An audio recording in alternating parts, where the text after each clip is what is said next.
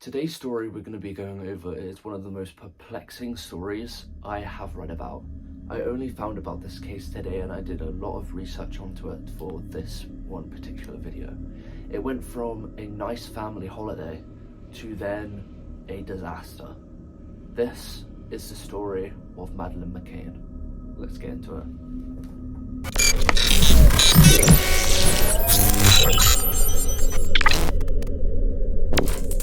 Madeleine McCann was born on May 12, 2003 in Leicester, England. She was a bright and lively child known for her spirited personality and infectious smile. The McCann family, which included her younger twin siblings, was a close-knit and enjoyed spending quality time together. They often travelled and cherished family vacations, creating lasting memories.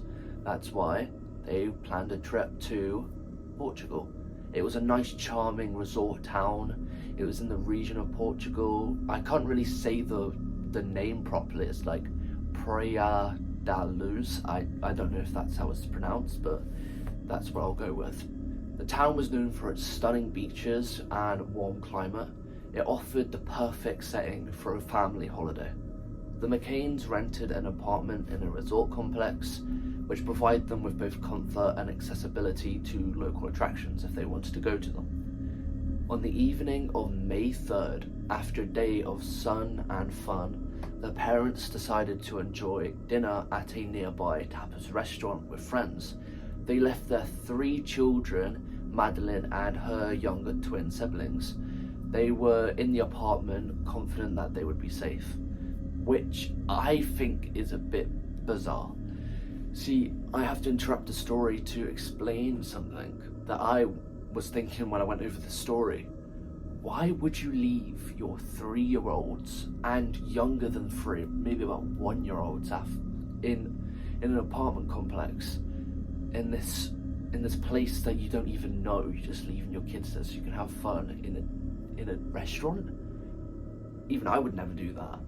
Why would you leave your young siblings on their own? There's not even a babysitter. If you were going to do something, get a babysitter. Why would you just leave them there? As the evening unfolded, laughter filled the air in the restaurant that they were in. The parents were frequently exchanged glances towards their apartment, which I don't get because you can't see through walls.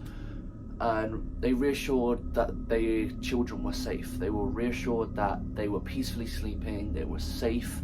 However, as the night progressed, an unsettling feeling crept into those parents. Around 10 p.m, Jerry McCann decided to check on the children. He walked back to the apartment, anticipating the familiar sight of his sleeping daughters and her siblings. But when he entered the room, a sense of dread washed over him. Madeleine was nowhere to be found. Her bed was empty and the window was slightly open. Panic quickly set into them. Jerry rushed back to the restaurant where Katie and their friends were still gathered. He went over and he said something was terribly wrong. There was something wrong. She was missing. And what began as a family vacation soon then transformed into a frantic search to find Madeleine. As the night wore on, the search efforts intensified.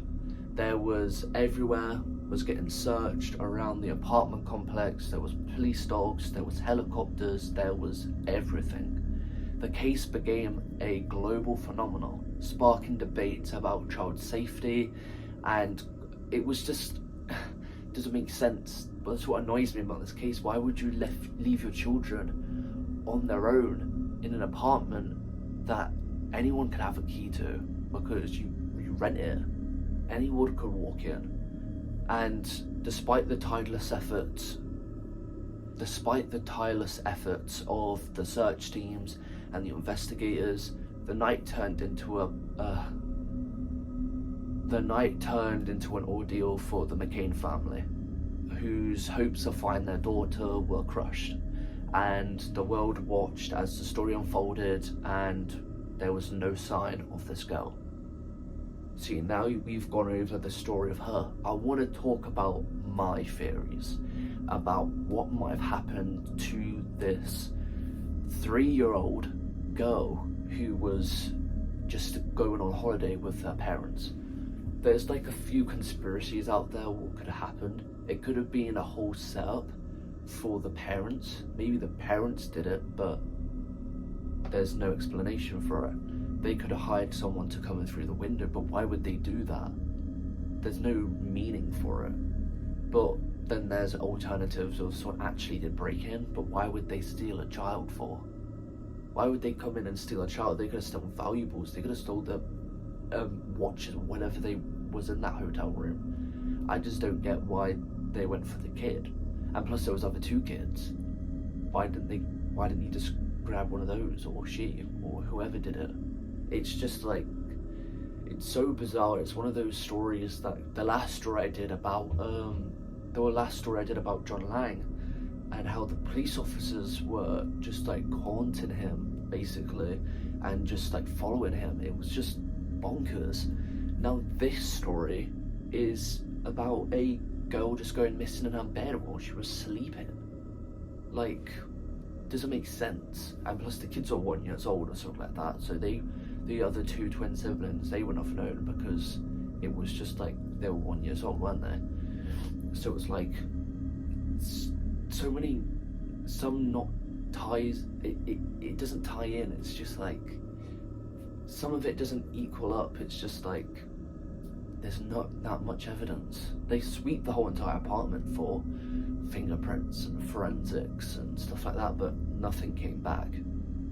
It's just so bizarre. Maybe she was stolen because of some human trafficking or something, but why would you do it for a 3-year-old baby? They're not gonna do anything that much.